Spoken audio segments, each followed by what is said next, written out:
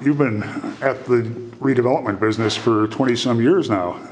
That's correct, and we've tried throughout that time to always do projects that have a unique character, very much like Motor Row does, that allows them to stand out in the marketplace both for the benefit of our sales as well as for the benefit of our buyer sales. When they go to resell their units in the future, they won't be competing against many different units that are very much the same as theirs. They'll have something that's unique in the marketplace. South Loop has been plagued by facade problems on loft redevelopments, and I think from the amount of money you spend here, that's not going to be an issue. We certainly hope not. We spent almost $2 million on the facades alone, removing all of the masonry that was in any way questionable, restoring all the steel beams over the windows that required that, and then obviously reinstalling all the original masonry to allow the buildings to retain their historic character and to satisfy the requirements of the preservation agencies that oversaw all of that work. And part of the result of all of that is that you qualify for a historic preservation property tax freeze. That's correct. In addition to the freeze that is to the benefit of anybody who purchases a unit and lives in it, we also have tax credits that are available to owner investors of the project. The project also, as part of that, won a landmark preservation award in 2008. And all of the units have in-unit washer-dryer hookups? That's correct. They all have, as we're talking about sort of the mechanical amenities, they all have gas forced air heat with supplemental baseboard heat, which is not necessary for really heating the unit, but one of the things we found over the years of doing these lofts is these very large windows create a cool draft when you blow the warm air from above across the window. And to counteract that, we install the baseboard, so on the really cold days, you can turn that on and it creates a warm air curtain rising in front of the window and eliminating that draft that you often hear loft dwellers complain about. Something that it takes a developer with some experience in lofts to even... You learn some lessons the hard way, Joe, no question. All of the units are finished at this point, is that correct? That's correct, Joe. So a buyer coming through can be confident that what they see is what they're going to get. Absolutely. The only choice they'll have to make is between a couple of different appliance packages that we have available. Always in a loft building, Paul, one of the questions that people have is, what have you done about soundproofing? Well, the first thing we do is address vertical transfer of sound, which is typically what you hear in loft buildings. And the first thing we do is pour a minimum of 2 inches of lightweight cellular concrete on the old wood floors. And so the cellular concrete tends to absorb more foot impact noise, as well as through its mass prevents the transfer of that as much as possible. Then over the top of that is a sound insulating pad, and then these hardwood floors are placed on top of that in the living spaces, and then carpet, of course, in the bedroom areas with a heavy high-density pad underneath that. So that handles the vertical sound transfer. Horizontally from unit to unit, we use a very highly rated wall assembly, which has a very high sound rating, which is both got a sound insulation blanket in the wall itself, as well as a special type of construction which allows it to absorb sound. One of the things that surprises people about lofts is just how easy they are to decorate.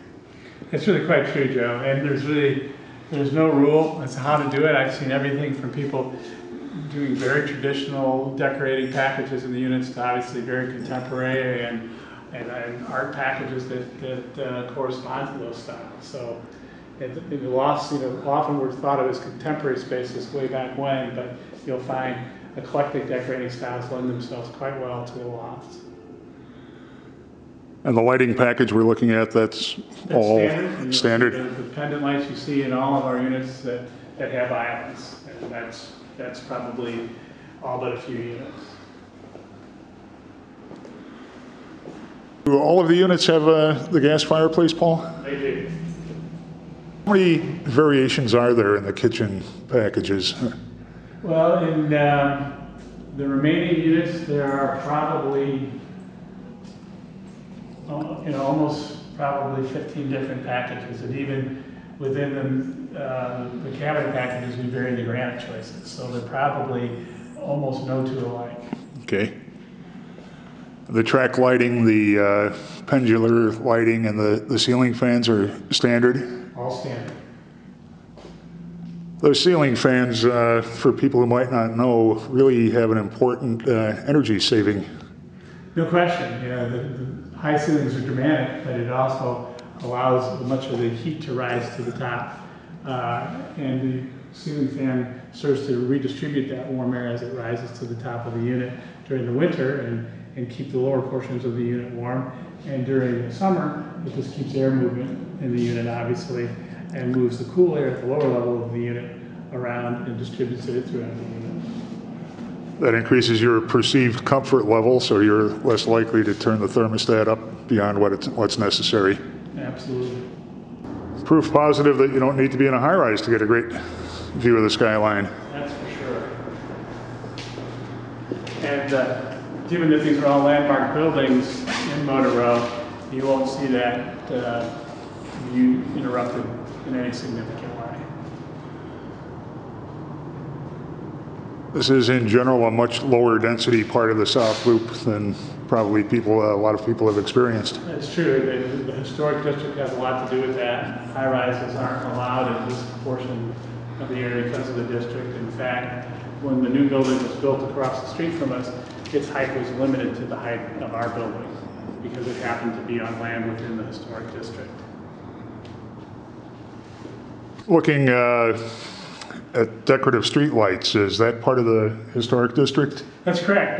They did an entire streetscape program here roughly a year ago, which included replacing all of the city streetlights with historic streetlights, redoing all the sidewalks and streets up and down Michigan Avenue and the adjacent side streets. You can see doing the crosswalk treatments that you're focusing on right outside the window, as well as putting planters and trees and benches and decorative garbage containers up and down the street. So that's a multi-million-dollar investment by the city in the neighborhood. They very much have the hope that this Motor Row district will become sort of a really key drawing card district for the city, and in particular immediately next to McCormick Place. As we've discussed, McCormick Place is just at the other end of the block, so you get a lot of visitors through the area to come to the convention center, and the Motor Row district provides a very interesting area for them to take a break and walk through and enjoy the dramatic architecture that still exists up and down Michigan Avenue. You'll find these top floor duplex units, Joe, have two different approaches to the bedroom arrangement. In this case, we're in one of the loft master bedrooms, which is on the second level. Other units have the master bedroom on the main level, and this loft space becomes den, media room, office space. It's a fun unit, Paul. Thanks, Joe. This happens to be my brother's favorite. And which would be your favorite? Or is that like picking among your children? I think you hit the nail on the head, Joe. When we spend so much time trying to design the uniqueness of each one of these, you fall in love with them all.